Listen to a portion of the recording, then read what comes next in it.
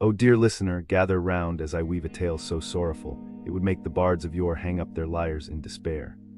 'Tis a story of shattered dreams and broken promises at the hallowed halls of Cornerstone University, Grand Rapids, a place where the milk of human kindness curdled in the searing heat of avarice.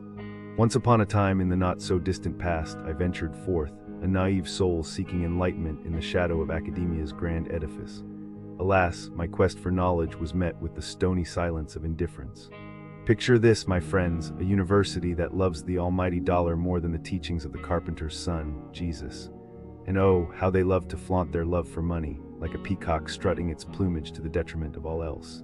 I recall with a heavy heart the day I set foot on the campus, brimming with hope, only to have my aspirations dashed upon the rocks of reality. The dormitories, those supposed havens of camaraderie and growth, were instead moldy dungeons, where the shower heads ran with cool aid, and the walls echoed with the screams of freshman girls, a cacophony that would wake the dead, let alone poor souls trying to catch some slumber. The chapels, my dear audience, were a travesty, a mockery of the sacred. A place where verses were as scarce as honesty in a politician's speech, and the only spiritual awakening one could hope for was the realization that wealth trumps faith. For a mere $10 one could buy their way out of worship, an indulgence that would make even the most jaded medieval merchant blush. And let us not forget the stained glass windows, those grandiose symbols of opulence, costing a cool one. 2 million, while the media and science departments languished in poverty. The recording studio, a soundproof haven in theory alone, allowed every embarrassing vocal crack and off-key note to waft through the halls, while the film department's soundstage was but a cruel joke. The rules, oh the rules, a labyrinth of regulations as convoluted as the plot of a Shakespearean tragedy. Students of legal drinking age were forbidden from partaking in the devil's brew alcohol off campus, a decree as effective as trying to hold back the tide with a broom.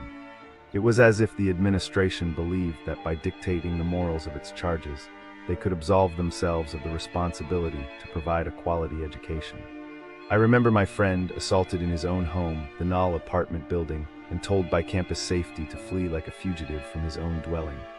The perpetrator roamed free, while the victims bore the brunt of this cruel injustice. It was a stark reminder that in this place, victimhood was a burden to be borne alone. The incompetence of campus services was legendary.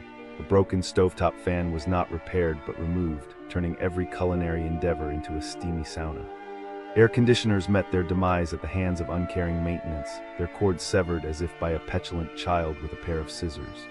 Door frames, once sturdy, were reduced to splintered wood, held together by a prayer and a nail gun. The community life they boasted was a farce, a facade as thin as the veneer of respectability they tried so desperately to maintain. The mold in the buildings was a living entity, a green monster that feasted on the lungs of students, while the choice of dorm life was akin to choosing between the plague and cholera. And the staff, my friends, the staff were as helpful as a chocolate teapot.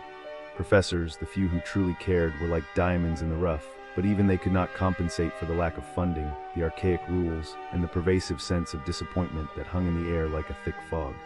My time at Cornerstone University, Grand Rapids, was marked. We're about to explore how the businesses that sit around Cornerstone University in Grand Grants really feel, and what a visitor should keep in mind before stepping through their doors. Overall, the commercial scene here carries a heavy shade of disappointment. Most places seem to forget basic courtesy, neglect proper upkeep, and often leave the customer with a lingering sense that something vital is missing. It is as if the whole neighborhood has settled into a pattern of shortcuts and indifference, and that atmosphere spreads from shop to shop. Take the local shopping center, for example. It feels like a place where accessibility and clarity are afterthoughts. Parents with wheelchair-bound children wait for far too long for assistance, and the lack of clear signage about payment methods turns a quick stop into an unexpected detour to an ATM. The stores inside often run out of larger clothing sizes, giving the impression that the needs of many shoppers simply do not exist here. During busy sales events, the exit lanes become a chaotic maze, making it feel like a driving test gone wrong. Even the restrooms suffer from neglect, with missing basic supplies that can turn an ordinary visit into an embarrassing ordeal. All of these details paint a picture of a mall that has lost its way, and it leaves anyone who walks through its doors with a lingering frustration. The wellness studio nearby promises relaxation, but delivers little more than a hurried session and questionable hygiene. Clients describe therapists who skip gloves, cut appointments short, and sometimes hand the work over to interns without the proper credentials. A cold room, rushed pressure, and a lack of follow-up communication add up to a feeling that the business cares more about the schedule than the well-being of its guests. Occasionally, a talented practitioner appears, offering a glimpse of what could be, yet the overall experience remains uneven and unreliable. When it comes to the ethnic restaurant on the corner, the experience feels like a series of missed opportunities. Diners repeatedly note the absence of clear cash-only policies, leaving them to scramble for change after ordering.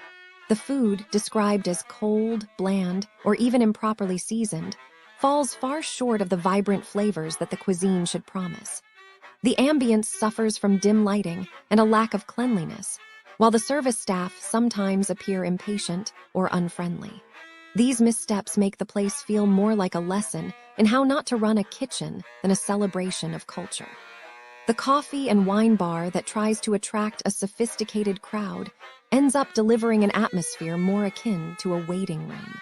Patrons frequently encounter unfriendly staff, long delays for a single cup, and a dark interior that feels more oppressive than cozy.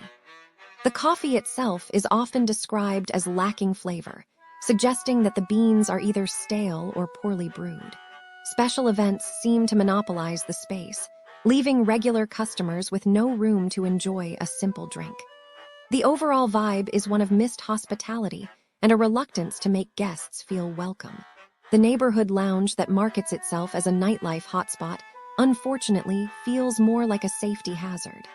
Guests report unsanitary conditions in the back of house, aggressive door staff, and a culture that can be unwelcoming to people of color. The music is described as blaring and chaotic, while the dance floor is cramped enough to make a hamster feel claustrophobic. Incidents of theft and a general sense of unease after dark make the venue feel more like a place to avoid than a spot for a night out. Even the small boutique that sells handmade jewelry seems to be caught in a web of overpriced items and poor material quality. A customer's excitement turned to disappointment when a cheap ring caused a painful rash, suggesting that the metal used is not suitable for skin contact. The store's charm is overshadowed by the high price tag that feels out of step with the actual value of the pieces on display.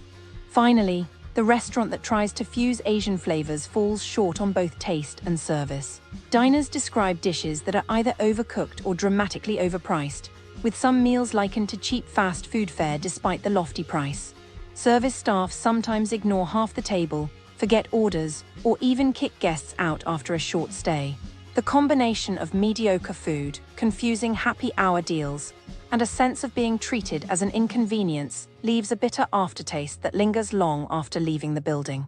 In summary, travelers who find themselves near Cornerstone University should brace for businesses that often ignore basic customer needs, skip essential hygiene steps, and sometimes create an unwelcoming environment. If you decide to venture out, look for places that clearly communicate policies, maintain clean facilities, and treat every guest with genuine respect. A little extra caution, and perhaps a backup plan for food and coffee, will go a long way in turning a potentially frustrating day into a more manageable one. Looking into crimes near Cornerstone University, Grand Rapids, I've seen that businesses around the campus are pretty much normal storefronts, grocery aisles, souvenir shops, cafe corners, but they sometimes hide sneaky fraud like a bad shadow behind a bright window, you know. One of the biggest messes was at a major supermarket just a few blocks from Cornerstone. The store is big, busy, and tourists love to grab snacks after a campus tour. Apparently, a retail fraud ring was siphoning off hundreds of thousands of dollars by using fake refunds and bogus loyalty codes. A tourist probably thought the discount was a sweet deal, handed over a credit card slip, and later woke up to a dead account. I guess they reported it to the police, tried to cancel the card, and probably left the city a bit more scared about spending cash in any store. The thieves were eventually identified, many got charged, and the store likely tightened its checkout system, but the damage to the victim's trust probably lingered for the rest of their 2-week visit. Businesses near Cornerstone University, Grand Rapids are also sometimes misused by scammers who borrow the name of a local tour company that actually has a brick-and-mortar office on Monroe Street. The fake ads promised 32-hour remote jobs, asked people to download an app, and then stole personal banking info. A short-term visitor, maybe someone who booked a weekend getaway, could have received the email, thought it was a legit side gig, and handed over details. Most likely they realized the fraud when the paycheck never came, reported the incident, and probably tried to freeze their accounts. The real tour company reported it, the scammers were probably tracked down by the Better Business Bureau and faced legal action, and the tourist vacation budget probably shrank a bit. Finally, even ordinary stores near Cornerstone can be fronts for larger schemes. A Grand Rapids man was arrested for running a nationwide retail app scam that tricked shoppers into fake checkout links while they were buying souvenirs.